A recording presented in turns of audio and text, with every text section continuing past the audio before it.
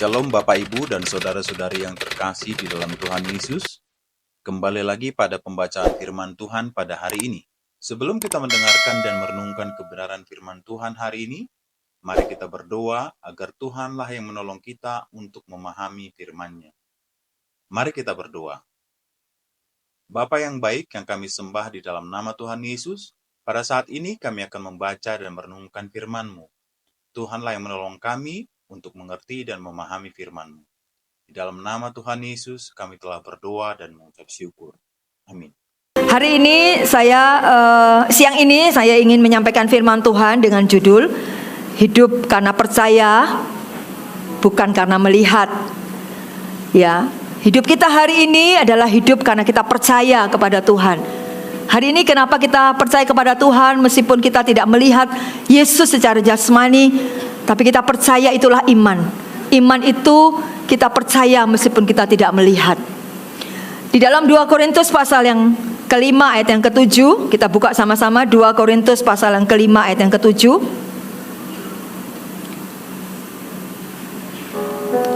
Yang sudah dapat, mari kita bangkit berdiri bersama-sama. Sekali lagi untuk kita menghormati firman Tuhan, kita baca ayat ini. Pendek tapi ayat ini menjadi rema buat setiap kita. 2 Korintus pasal yang kelima ayat yang ke-7. Kita baca sama-sama ayat ini 2, 3. Sebab hidup kami ini belum sama-sama. Halo, sudah makan semuanya?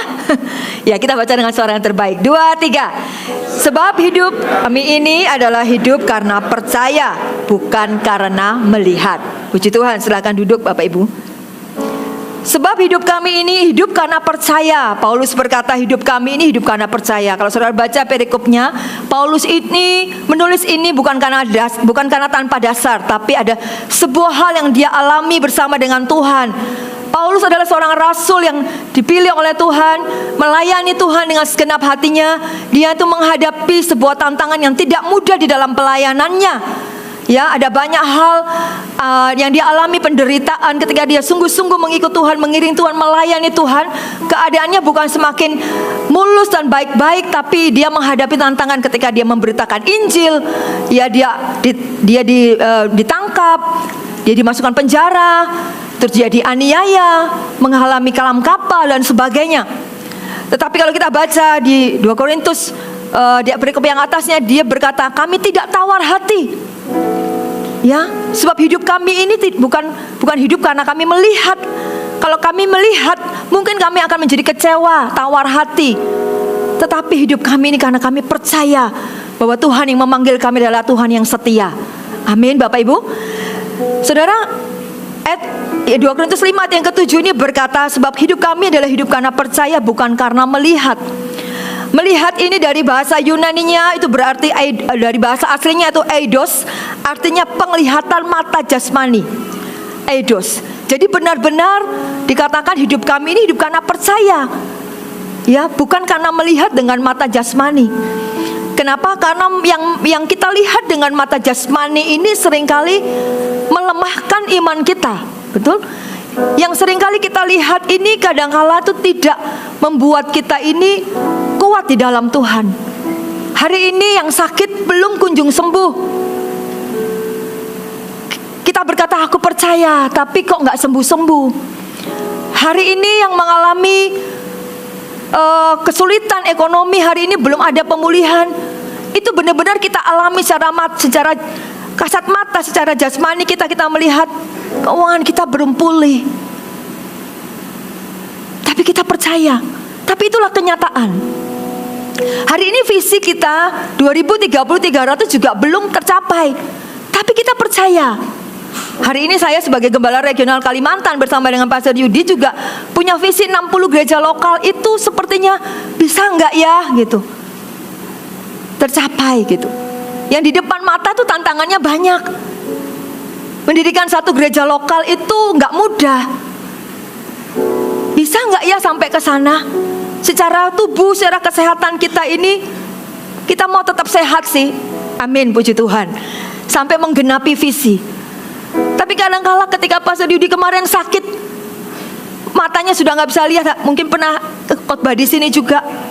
Secara jasmani, secara kasat mata kita melihat, wah mungkin nggak ya sampai akhir hidup kita, sampai menutup mata visi itu bisa kita lihat tergenapi. Karena yang kita lihat dengan mata kita sendiri ini, yaitu kadangkala melemahkan kita. Ketika Samuel itu mencari seorang raja, anak-anak Isai, dari Isai yang Tuhan suruh untuk pergi ke rumahnya Isai, Samuel mencari anak-anak Isai untuk diurapi menjadi raja. Ketika dia melihat kakak-kakaknya Daud tubuhnya besar-besar, secara mata jasmani melihat ini cocok jadi raja, ini badannya tegap, ya besar, cocok jadi raja. Tapi Tuhan berkata, enggak, bukan itu. Bukan ini, yang satunya lagi sama, badannya besar, tegap, cocok jadi raja, jadi pemimpin, panglima tentara dan sebagainya. Tapi Tuhan berkata, bukan itu.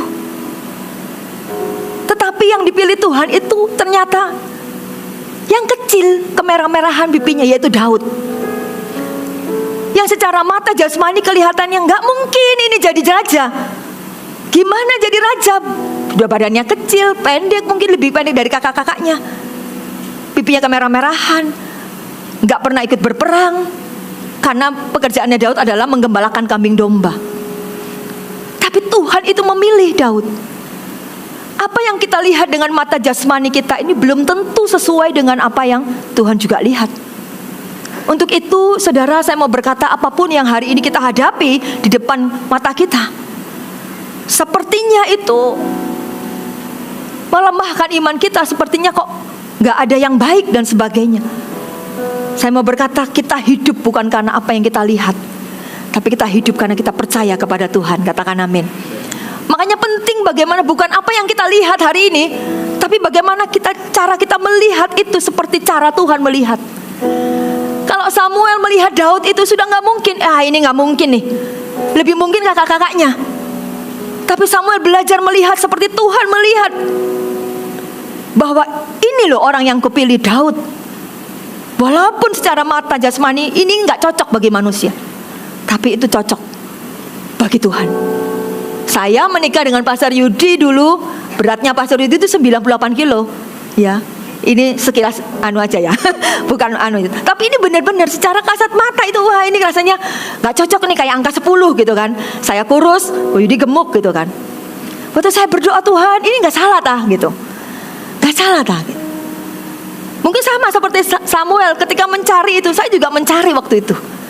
Tapi sekali lagi apa yang dilihat dengan mata jasmani ini kadang-kala itu melemahkan iman kita. Kayaknya gak cocok nih, karena itu yang kita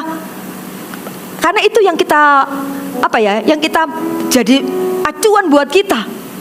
Aku maunya begini. Tapi Tuhan itu berkata kepada saya, ini cocok hanya buat kamu, sempurna buat kamu. Walaupun waktu itu secara jasmani itu kelihatannya gak cocok buat kamu, tetapi aku telah pilihkan kamu buat dia. Dia sempurna buat kamu, bukan buat orang lain. Saya teringat kisah ini. Jadi saudara, ketika Samuel itu memilih, Samuel itu melihat dengan cara pandangnya Tuhan. Makanya akhirnya Daud lah yang dipilih. Hari ini kita mau belajar bagaimana hidup kita ini hidup karena percaya, bukan karena kita melihat. Ya, kita belum melihat, tetapi kita percaya bahwa yang baik itu akan menjadi berkat dan bagian dalam kehidupan kita. Katakan amin. Itulah iman. Kita bulan ini banyak belajar tentang iman. Saya berdoa supaya firman Tuhan yang disampaikan ini bukan hanya sekedar pengetahuan di otak kita setelah pulang dari tempat ini lupa semuanya, tapi biar itu masuk di dalam hati kita dan kita ini mau melakukannya. Setiap firman yang disampaikan, siapapun itu hamba Tuhannya, saudara, firman Tuhan adalah firman yang berkuasa mengubahkan hidup kita. Amin. Bagaimana respon hati kita menerima firman Tuhan itu penting, supaya hidup kita ini mengalami perubahan dan mengalami kemenangan di dalam Tuhan. Amin. Kita akan belajar sebuah kisah di firman Tuhan, saudara, tentang Elia dan janda di Sarfat. Kita buka sama-sama 1 Raja-Raja pasal yang ke-17 ayat yang ke-7 sampai ayat yang ke-16. Bagaimana Tuhan itu membuat mujizat, ya, kepada seorang wanita di Sarfat, seorang janda di Sarfat. Setiap kali saya baca ini, saya itu benar-benar saya benar-benar merenungkan betapa Tuhan itu luar biasa. Sanggup untuk membuat mujizat, tidak ada yang mustahil buat Tuhan. kita mau belajar dari apa kebenaran yang bisa kita ambil dari cerita ini. 1 Raja-Raja 17 ayat yang ke-7 mulai. Saya bacakan ayat yang ke-7. Tetapi sesudah beberapa waktu sungai itu menjadi kering sebab hujan tiada turun di negeri itu. Maka datanglah firman Tuhan kepada Elia, bersiaplah, pergilah ke Sarfat yang termasuk di wilayah Sidon dan diamlah di sana. Ketahuilah, aku telah memerintahkan engkau janda untuk memberi engkau makan. Sesudah itu ia bersiap lalu pergi ke Sarfat. Setelah ia sampai ke pintu gerbang kota itu, tampaklah di sana seorang janda sedang mengumpulkan kayu api. Ia berseru kepada perempuan itu, katanya, cobalah ambil bagiku sedikit air dalam kendi supaya aku minum. Sampai di sini dulu pembacaan kita. Saudara, Elia disuruh Tuhan pergi ke Sarfat, ya, yang termasuk wilayah Sidon. Setelah dia beberapa waktu lamanya ada di daerah pergi disuruh Tuhan untuk bersembunyi. Tuhan memberikan memelihara Elia itu di sungai Kerit, ya. Kemudian hujan tiada turun, akhirnya sungai itu menjadi kering. Tetapi Tuhan itu tidak membiarkan Elia. Tuhan itu menyuruh Elia pergi ke Sarfat, termasuk di wilayah Sidon, dan Tuhan itu telah menyediakan berkat di sana melalui seorang janda. Siapakah seorang janda ini, saudara? Kenapa saya berpikir kenapa kok Tuhan itu utus kepada seorang janda di Sarfat? Ya, apakah janda ini istimewa? Apakah janda ini seorang yang kaya sehingga bisa memelihara kehidupan Elia, saudara? Ternyata tidak. Ya, kita baca ayat yang ayat yang ke-11. Ketika perempuan itu pergi mengambilnya, ia berseru lagi, cobalah ambil juga bagiku sepotong roti. Perempuan itu menjawab, demi Tuhan Allahmu yang hidup, sesungguhnya tidak ada roti padaku sedikit pun, kecuali segenggam tepung dalam tempayan dan sedikit minyak dalam buli-buli. Dan sekarang aku sedang mengumpulkan 2-3 potong kayu api. Kemudian aku mau pulang dan mengolahnya bagiku dan bagi anakku. Dan setelah kami memakannya, maka kami akan mati. Saudara, perempuan ini bukanlah seorang yang istimewa. Karena tadi kita lihat perempuan ini itu cuma punya tepung segenggam, minyak sedikit, 1 anak perempuan. Bukan punya yang berkelimpahan. Artinya janda ini mungkin seorang janda yang miskin, karena dia cuma punya itu. Ketika Elia menyuruh dia untuk membuat roti, dia berkata, ini cuma segenggam, cuma tinggal ini. Kalau aku kasih sama kamu, aku bikin, aku ini mati nanti kalau aku kasih, ya. Karena ini tuh tinggal buat aku dan anakku.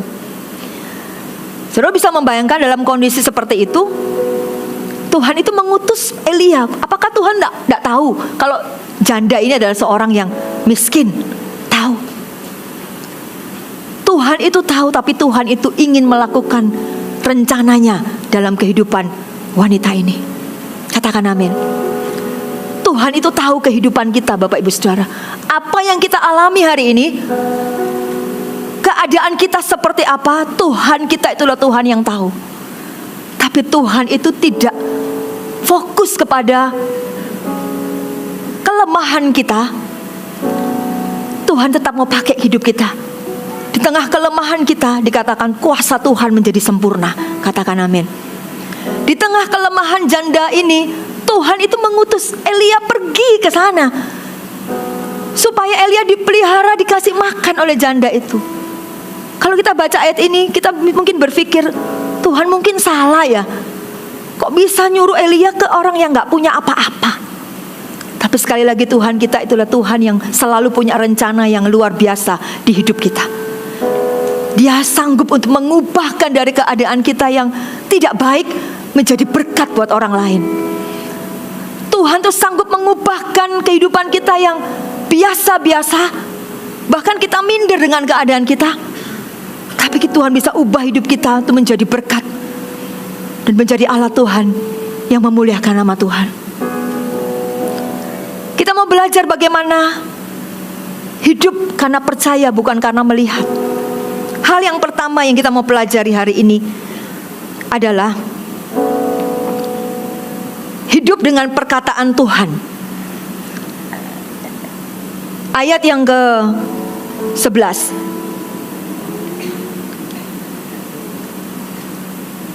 Kita kembali ayat yang ke-10 ya. Sesudah ia bersiap lalu pergi ke Sarfat, setelah ia sampai ke pintu gerbang itu, tampaklah di sana seorang janda sedang mengumpulkan kayu api. Lalu ia berseru kepada perempuan itu. Katanya, cobalah ambil bagiku sedikit air dalam kendi supaya aku minum. Kemudian perempuan itu pergi mengambilnya. Diberikanlah minum kepada Elia. Ya, kalau air mungkin masih ada. Ya, kemudian ia berseru lagi, cobalah ambil juga bagiku sepotong roti. Nah, detik ketika Elia minta sepotong roti, saudara, perempuan ini langsung bereaksi. Reaksinya adalah, demi Tuhan Allahmu yang hidup, sesungguhnya tidak ada roti padaku. Ya, tidak ada roti padaku sedikit pun, kecuali cuma ini loh, segenggam tepung dalam tempayan dan sedikit minyak dalam buli-buli. Dan sekarang aku sedang mengumpulkan 2 potong kayu api, kemudian aku mau pulang dan mengelolanya bagiku dan bagi anakku. Tetapi apa yang Elia katakan ayat yang ke-13? Tetapi Elia berkata kepadanya, janganlah takut, pulanglah, buatlah seperti yang kau katakan. Tetapi buatlah lebih dahulu bagiku sepotong roti bundar kecil daripadaku dan bawalah kepadaku, kemudian barulah kau buat bagimu dan bagi anakmu. Sebab beginilah firman Tuhan, perhatikan ini. Sebab beginilah firman Tuhan Allah Israel, tepung dalam tempayan itu tidak akan habis, dan minyak dalam buli-buli itu pun tidak akan berkurang sampai pada waktu Tuhan memberi hujan ke atas bumi. Ada perkataan Tuhan yang disampaikan kepada Nabi Elia, kepada janda ini. Firman Tuhan yang datang kepada janda ini, jangan takut, perbuatlah apa yang kau katakan tadi. Kamu gak apa-apa, buatlah roti bagimu dan bagi anakmu supaya kau bisa makan. Tapi buatlah dulu bagiku juga. Karena firman Tuhan datang kepada Elia, disampaikan kepada janda ini, dikatakan, karena tepung itu gak akan habis-habis. Dan minyak dalam buli-buli itu tidak akan berkurang sampai pada waktu Tuhan itu yang ditentukan oleh Tuhan, sampai pada waktu Tuhan memberikan hujan kepada muka bumi. Apa yang janda ini lakukan? Ayat yang ke-15. Ini yang saya mau sampaikan. Orang yang hidup percaya, ya, sekalipun dia belum melihat, adalah orang yang hidup dalam perkataan Tuhan. Ayat yang ke-15. Lalu pergilah perempuan itu dan berbuat seperti yang dikatakan Elia. Maka perempuan itu dan dia serta anak perempuan itu mendapat makan beberapa waktu lamanya. Saudara, perempuan ini, janda di Sarfat ini bukanlah orang yang mengenal Tuhan tadinya. Karena dia tinggal di wilayah Sidon. Wilayah Sidon itu adalah tempat asal di mana Ratu Isabel berada, yaitu istrinya Raja Ahab. Di mana di situ ada pemujaan berhala. Jadi dia tuh tidak mengenal Tuhannya Elia itu seperti apa. Apalagi kalau dia mendapatkan firman itu, tepung dalam tempayan, minyak dalam buli gak akan habis-habis. Mungkin orang yang gak mengenal Tuhan, dia itu mungkin berpikir, mana mungkin, gak mungkin bisa gak habis-habis. Kalau aku buat ya pasti habis. Itu kan secara jasmani, mata jasmani, betul Bapak Ibu. Tetapi kita belajar dari kisah ini, perempuan ini yang tidak mengenal Tuhan, ketika dia mendengar perkataan Tuhan itu, saya percaya timbul di dalam hatinya. Iman itu timbul dari pendengaran akan firman Tuhan. Elia memperkatakan itu, buatlah seperti yang kau katakan, tapi buatlah kepadaku, karena firman Tuhan, tepung dalam tempayan tidak akan habis, dan buli-buli itu tidak akan berkurang sampai waktu yang ditentukan. Kemudian perempuan ini akhirnya mendengar perkataan firman itu yang diucapkan oleh Elia dan melakukannya. Dan ketika dia mendengar perkataan firman Tuhan, hidup dalam perkataan firman Tuhan, maka sungguh nyata firman Tuhan itu iya dan amin. Kita melihat kisah ini, benar-benar apa yang Elia ucapkan itu terjadi. Perempuan ini dipelihara, dia tidak kekurangan. Minyaknya gak habis-habis, tepungnya gak habis-habis, minyak gak berkurang-kurang. kalau bukan Tuhan yang melakukannya, tidak mungkin. Betul Bapak Ibu? Makanya firman Tuhan itu harus kita hidupi.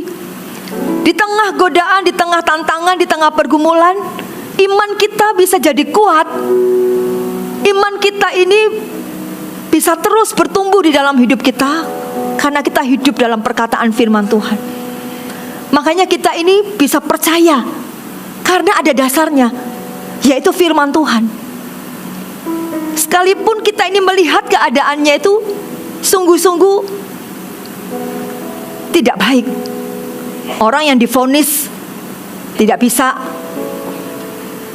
disembuh-sembuh, saudara, tetap punya semangat itu, tidak tawar hati. Kenapa? Karena saya percaya dia punya dasar, yaitu firman Tuhan. Tetap imannya itu iman yang aktif, tidak pasif. Saya pun pernah divonis tidak bisa punya anak. Suami saya mandul. Dokter berkata azoosperma. Itu sudah jelas. Secara mata jasmani hasil lab itu di depan mata kami, itu benar-benar tidak ada harapan. Azoosperma.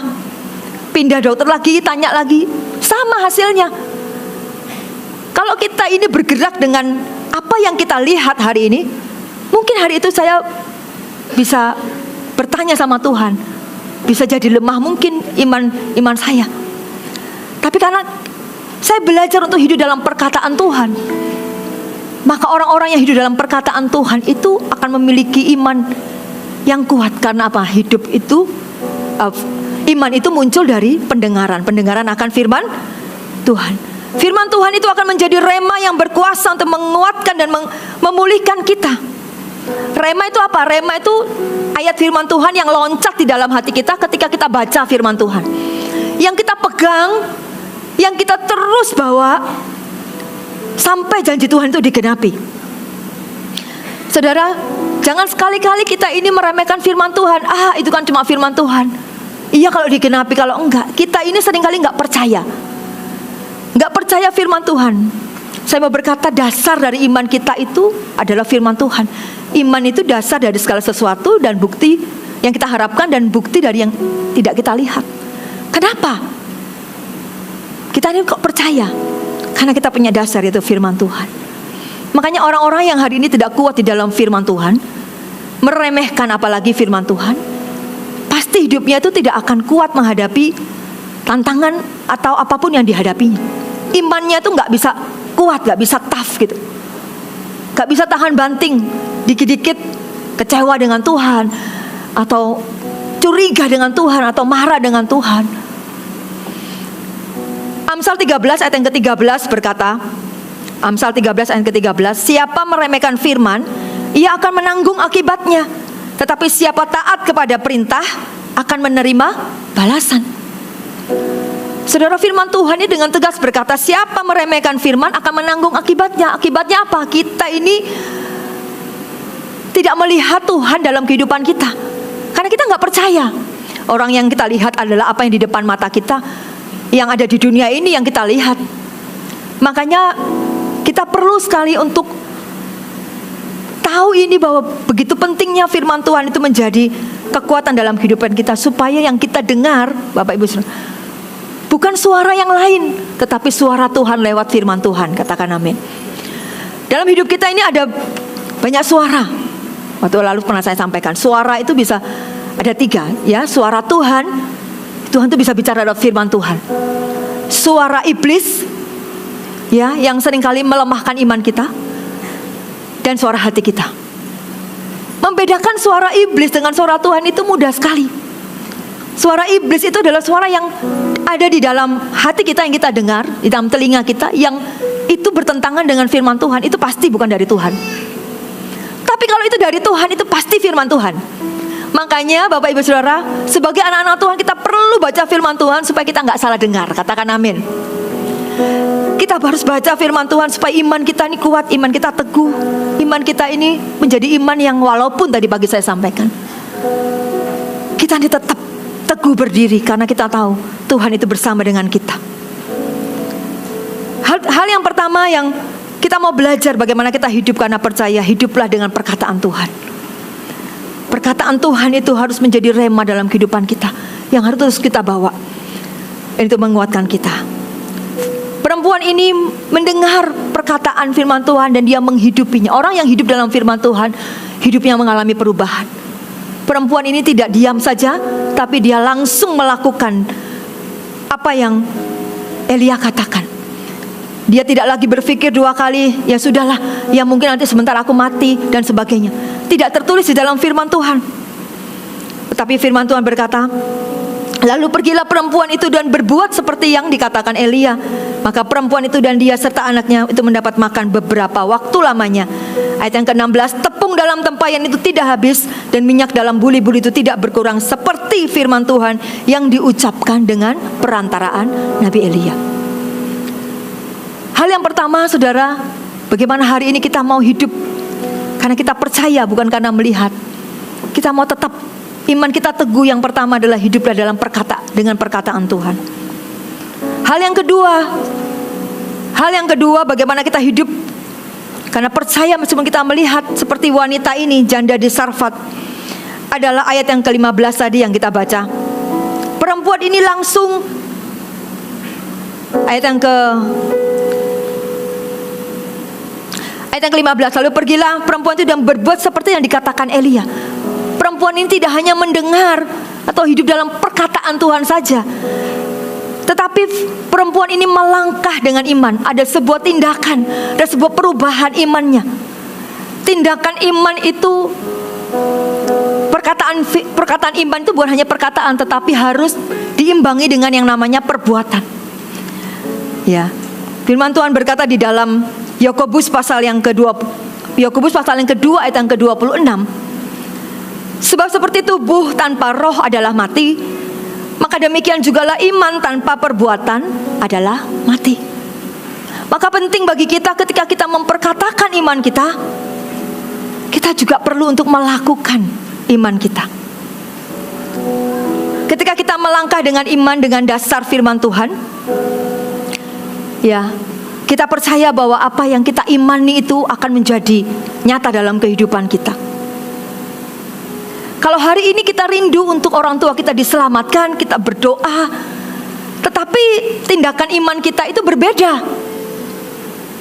Ya, di rumah kita nggak jadi berkat, omongan kita ini mengeluh terus. Ya, kita nggak apa yang kita lakukan ini nggak jadi contoh dan teladan bagi keluarga kita dan sebagainya. Itu bertentangan. Tapi kita berdoa, Tuhan selamatkan keluargaku, maka itu gak akan terjadi juga. Jadi melangkah dengan iman ini perlu tindakan iman. Tindakan iman kita itu yang akan membuahkan hasil dari apa yang kita imani. Katakan amin.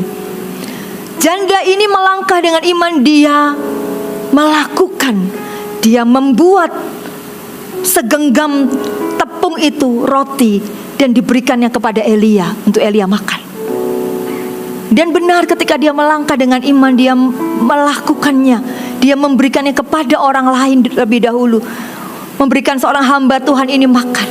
Maka firman Tuhan itu yang dia dengar bukan hanya sebatas pendengarannya, tapi betul-betul firman itu menjadi nyata dalam kehidupannya. Firman itu menjadi hidup ketika dia melakukannya. Berapa banyak di tempat ini yang hari ini kita rindu firman Tuhan itu benar-benar kita alami. Beranikah kita melangkah? Beranikah kita melakukan firman Tuhan? Saya sering kali datang jemaat untuk konseling kepada kami. Ada sepasang suami istri juga datang kepada kami beberapa waktu lalu konseling pernikahan mereka. Mereka ini bertengkar luar biasa. Akhirnya yang istri dengan saya, yang suami dengan Pak Yudi, kita berpisah. Kemudian saya konselingin. Saudara, dia ngomong banyak hal. Dia cerita bahwa dia sakit hati, kecewa dan sebagainya karena perlakuan dari suami dan sebagainya dan sebagainya. Yang suami juga berkata seperti itu, demikian kepada suami saya. Ya, singkatnya orang dua ini saling menyalahkan. Ya, dan ketika berpisah itu saya berdoa sama Tuhan. apa yang harus saya sampaikan ini? Tuhan cuma taruh dalam hati saya, sampaikan aja tentang kasih Tuhan. Kemudian saya sampaikan tentang kasih Tuhan kepada dia. Saya percaya kasih Tuhan itu yang sanggup menjamah setiap hati yang keras. Katakan amin. Tidak ada yang bisa menjamah kehidupan seseorang yang kecewa kecuali kasih Tuhan. Bahkan nasihat hamba Tuhan pun mungkin kalau nggak kasih Tuhan yang menjamah, nggak mungkin bisa mengubahkan. Untuk itu saya berdoa, Tuhan biar kasih-Mu itu menjamah. Akhirnya ketika saya ngomong tentang kasih Tuhan, saya berkata, Tuhan itu mau untuk memulihkan. Maukah kamu mengampuni suamimu? Saya tahu memang tidak mudah untuk mengampuni orang yang disakiti, kecewa dan sebagainya. Dia berkata, nggak bisa, karena sudah terlalu berat, ya sudah terlalu sakit dan sebagainya. Disinilah yang diperlukan tindakan iman. Dia tahu firman Tuhan mengampuni. Ketika orang mengampuni, maka saya percaya kasih karunia Tuhan memampukan dia untuk melihat kebaikan Tuhan dalam kehidupannya. Saya ngomong lagi sama dia tetap mengeraskan hati. Susah ini. Gimana ini mau dipulihkan kalau nggak mau mengampuni? Jalannya cuma satu, mengampuni. Kemudian saya bilang, kasih Tuhan itu besar buat kita. Memang tidak mudah mengampuni, tapi kasih karunia Tuhan memampukan engkau. Percayakah engkau bahwa keluargamu dipulihkan? Ya, aku percaya. Nah, kalau kamu percaya, kamu harus melangkah dengan iman. Tindakannya apa? Yang mengampuni, supaya hubunganmu dipulihkan. Terimalah kelemahan suami, suami juga menerima kelemahan istri, saling sama-sama berubah, dipulihkan, punya komitmen berjalan lagi bersama-sama. Lihat bahwa Tuhan punya rencana yang indah dalam kehidupan pernikahan. Saya ngomong tentang kasih Tuhan, saya bilang Tuhan itu menebus kita ini waktu kita berdosa. Tuhan itu mengasihi kita bukan waktu dalam keadaan kita baik-baik saja. Tuhan mengasihi kita waktu kita ini berdosa dan meninggalkan Tuhan. Dosa kita itu begitu besar. Kalau Tuhan itu tidak mengasihi kita, Tuhan tidak akan menyerahkan nyawanya buat kita. Apakah kasih Tuhan itu kecil bagi kamu? Apakah pengorbanan Tuhan itu begitu kecil di hadapanmu dalam hidup? Apakah kita ini terlalu kudus dibandingkan Tuhan yang kudus yang mau mengampuni kita? Saya ngomong banyak, Roh Kudus pimpin saya ketika itu. Dia mulai nangis, saudara. Mulai nangis. Kemudian saya ngomong, Tuhan itu begitu mengasihimu, Dia mau memulihkan. Tuhan itu mau pakai hidupmu. Karena mereka berdua ini adalah pelayan-pelayan Tuhan. Mereka ini pelayan Tuhan. Sasarannya pasti iblis itu tahu, ya, untuk melemahkan kita anak-anak Tuhan, ya dengan persoalan yang terjadi. Karena apa? Yang dilihat itulah strategi iblis untuk melemahkan iman kita. Yang istri, lihat suamimu itu begini loh memperlakukan kamu. Yang suami juga seperti itu. Goalnya cuma satu kok, supaya iman kita runtuh. Iblis itu mau supaya iman anak-anak Tuhan itu diruntuhkan. Iblis gak mau harta kita, iblis gak mau jabatan kita, iblis gak mau yang lain. Iblis mau iman anak-anak Tuhan dihancurkan, supaya keluar dari rencana Tuhan, meninggalkan Tuhan, tidak hidup lagi dalam Tuhan. Itu strategi iblis dalam hidup kita. Makanya hati-hati, kita gak boleh tertipu. Amin Bapak Ibu. Ketika wanita ini yang konseling dengan saya bilang, kemudian dia nangis, saya kasih tahu seperti itu, dia nangis. Akhirnya pecah, ya, akhirnya pecah. Saya peluk dia, saya doakan dia. Maukah kamu mengampuni? Tindakan iman ini memang tidak mudah, tapi ketika engkau berkata mau, saya percaya setiap kekecewaan itu diruntuhkan, setiap kepahitan itu diruntuhkan, karena ada kuasa di dalam perkataan maaf itu. Saya sangat percaya ketika orang mulai mengucapkan aku memaafkan, itu sepertinya menghancurkan setiap tipu muslihat iblis, menghancurkan setiap kepahitan, kekecewaan dalam hati kita. Karena Tuhan itu diizinkan bekerja di dalam hatinya. Ketika permintaan maaf itu, dia berkata aku memaafkan, tiba-tiba damai sejahtera itu melingkupi dia. Dia nangis sejadi, saya peluk dia, saya doakan dia. Kemudian akhirnya kita pertemukan kembali suami istri ini. ayo saya mulai kasih kesempatan mereka bicara, saling bicara.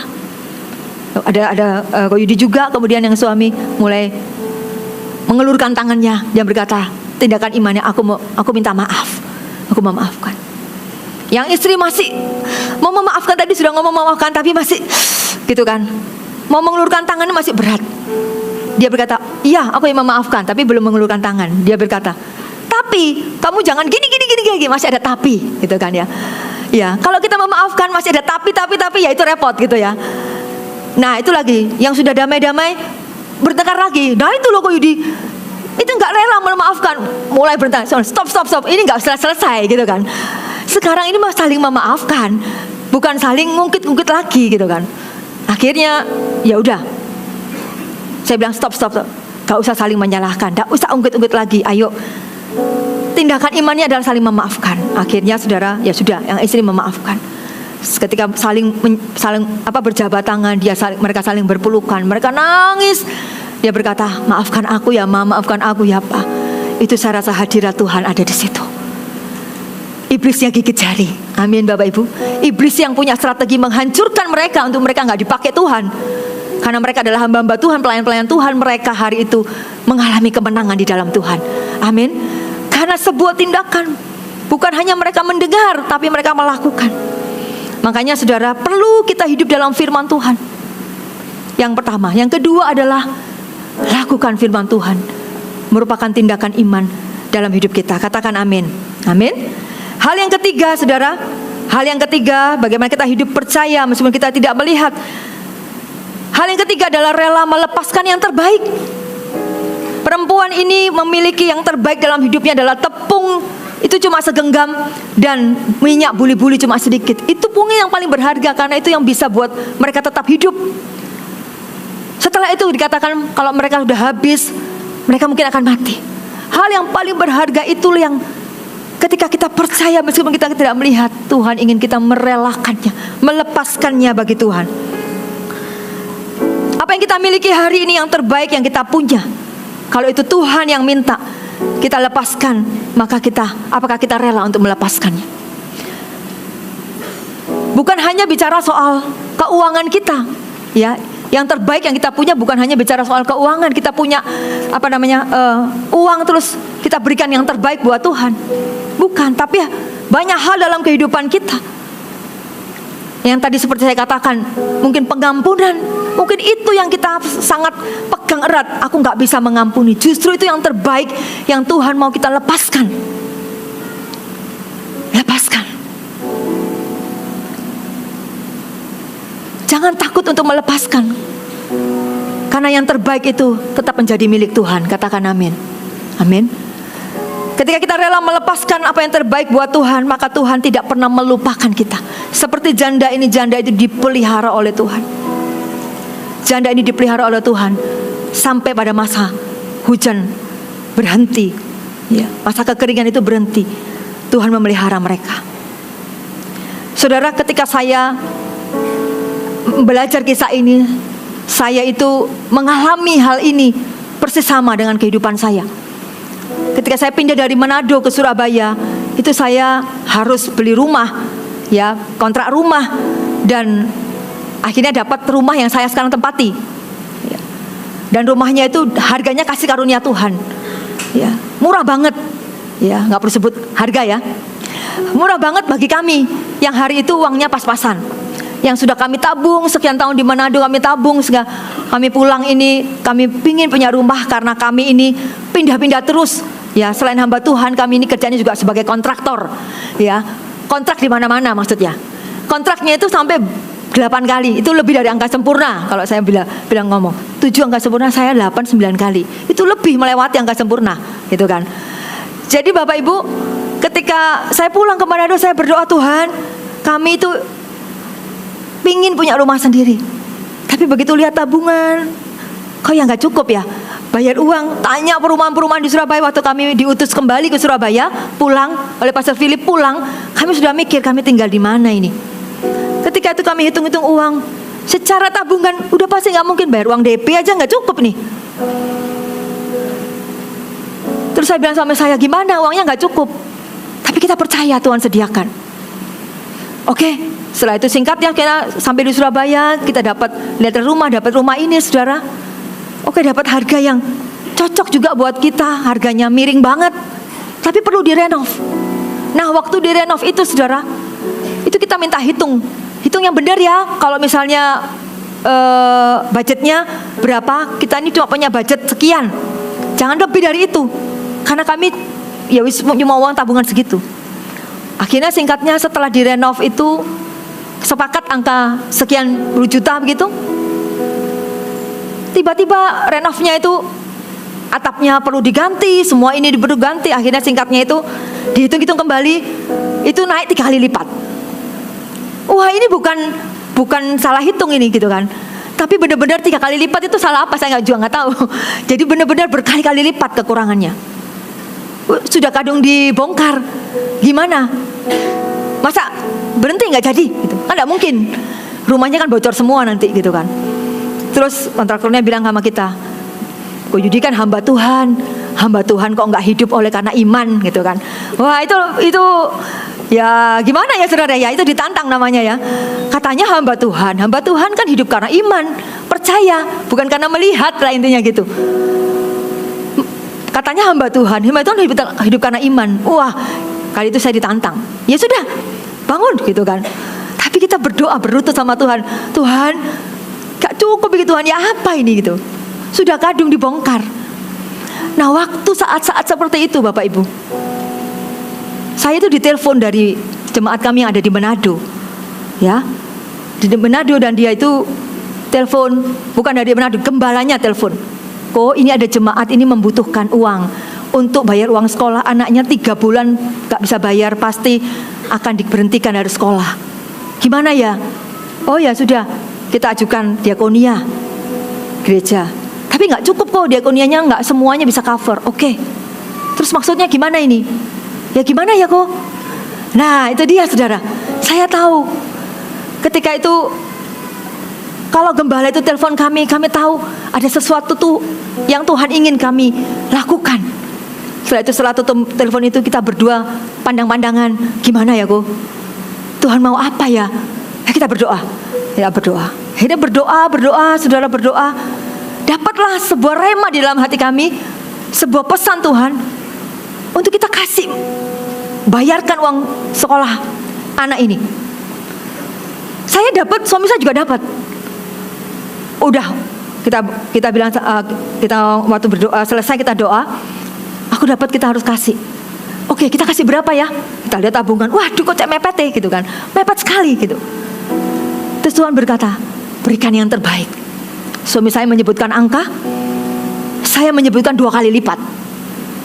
Nah, setelah angka itu disebut, suami saya berkata, sungguhan, nanti setelah itu kita ini kekurangan loh. Persis seperti janda ini. Janda ini berkata, kita akan mati loh. Tepung ini tinggal sedikit. Minyak itu dalam buli-buli itu akan habis. Kalau kita kasih, kita masih kekurangan. Makanya ayat ini begitu menjadi, waktu saya baca ayat ini kok persis dengan apa yang saya alami. Saudara, ayat ini menjadi rema buat saya. Saya memberikan yang terbaik. Saya berkata, oke, gak apa-apa. Saya dapat suami saya dapat mimpi, saya dapat firman Tuhan. Saya berdoa dengan Tuhan, karena waktu kita melakukan iman kita juga harus punya dasar, yaitu firman Tuhan. Gak boleh hanya sekedar ya sudah tolong. Kalau kita punya banyak uang atau harta gampang, tapi waktu kita dalam keadaan yang sangat mepet kita sendiri, mungkin itu gak mudah, betul? Makanya kita perlu tanya Tuhan dulu. Makanya itu saya dapat firman Tuhan di Yesaya pasal 50 ayat yang ke-7 berkata, tetapi Tuhan Allah menolong aku, sebab itu aku tidak akan mendapat noda. Sebab itu aku meneguhkan hatiku seperti keteguhan gunung batu, karena aku tahu bahwa aku tidak akan mendapat malu. Ini firman Tuhan yang saya dapat ketika saya berdoa tanya Tuhan. Ayat ini begitu loncat di hati saya. Kata-kata kamu tidak akan mendapat noda, kamu tidak akan mendapat malu. Kau harus aku meneguhkan hatiku seperti gunung batu, itu seperti jalan. Kau tidak akan mendapat malu. Saya aminkan itu, saya berkata thank you Tuhan. Aku tidak akan mendapat malu. Aku pasti akan bisa menyelesaikan renovasi rumah ini dengan cara Tuhan. Tiba-tiba cara pandang saya berubah. cara saya melihat masalah itu berubah. Tidak lagi melihat fokus kepada keadaan yang ada sekarang itu cuma segini. Tidak, tapi saya melihat dengan cara pandang Tuhan. Kalau Tuhan yang suruh saya, kalau Tuhan yang berfirman kepada saya bahwa kamu tidak akan mendapatkan malu, maka itu yang saya aminkan, saya tidak akan mendapat malu. Maka itu yang saya imani. Saya berkata, sudah, sekarang pergi ke ATM, transfer cepetan. Sebelum berubah pikiran gitu kan. Saudara, cepat sebelum iblis itu mencuri firman Tuhan, cepat pergi ke ATM dan transfer uangnya. Akhirnya suami saya pergi ke ATM, kemudian dia cerita kalau dia pencet itu dengan harapan pinnya salah gitu kan, supaya tidak berhasil ditransfer gitu. Ternyata berhasil, Bapak Ibu. Ketika dipencet gitu tulisannya berhasil gitu kan, ditransfer. Katanya begitu uangnya ditransfer, hatinya juga ikut tertransfer gitu kan. Karena di mana hatimu di situ hartamu gitu kan. Di mana hartamu di situ hatimu. Jadi pulang-pulang ya agak lemes, sudah ditransfer gitu. Ya sudah, gak apa-apa. Kita ini rela mendapatkan yang terbaik bagi orang yang membutuhkan. Mengenai nanti kita bagaimana, firman Tuhan sudah sampaikan, kita tidak akan mendapat malu. Tuhan pasti pelihara kita. Yang penting anak ini bisa sekolah. Biarkan anak ini bisa melanjutkan sekolahnya. Jangan sampai dia dikeluarkan dari sekolah. Satu sisi kita ini hidup kita ini menjadi berkat buat orang lain di tengah kesulitan kita. Satu sisi Tuhan tidak pernah meninggalkan kita. Katakan amin. Amin. Saudara, apa yang Tuhan lakukan di hidup saya, hidup kami, ketika itu ya sudah, kami juga harus bayar uang sekolah dan sebagainya, benar menipis. Tapi kami gak pernah minta sama manusia, gak pernah cerita kepada siapapun. Kami hanya mengandalkan lutut kami datang kepada Tuhan. Tuhan, tolong kami. Kami tidak akan mendapat. Ini firman saya ucapkan terus, saya ucapkan terus. Saya memberikan yang terbaik buat Tuhan. Apa yang Tuhan mau saya berikan. Singkatnya saudara, ketika suami saya, kami pelayanan di sebuah kota, GMS, kami melayani di GMS. Tiba-tiba kami ketemu dengan seorang jemaat Tuhan yang sudah lama gak pernah ketemu. Tiba-tiba dia bisa berkata, Tuhan itu berbicara kepadanya untuk berkati hambanya, Ko Yudi dan Cidepi. Loh, kok bisa? Tuhan tuh bisa bicara kepada orang yang kita gak pernah lagi hubungan, tapi Tuhan tuh bisa bicara dengan spesifik. Koko kan membutuhkan. Enggak, kita bilang enggak, pasti sombong lagi saudara ya. Waktu itu kita benar-benar enggak mau merepotkan. Enggak, kita pasti bisa karena Tuhan memelihara kita. Ini loh Ko, ini saya ini berdoa dan Tuhan itu suruh kasih ini buat Koko. Enggak. Kita enggak berani ambil. Karena apa? Kita tahu mungkin orang itu lebih membutuhkan. Saya tahu orang ini lebih membutuhkan. Saya bilang jangan. Please, bawaan kamu aja. Thank you. Tuhan berkati kamu. Jangan Ko. Wah, lempar-lemparan sudah. Wah, lempar-lemparan gitu kan.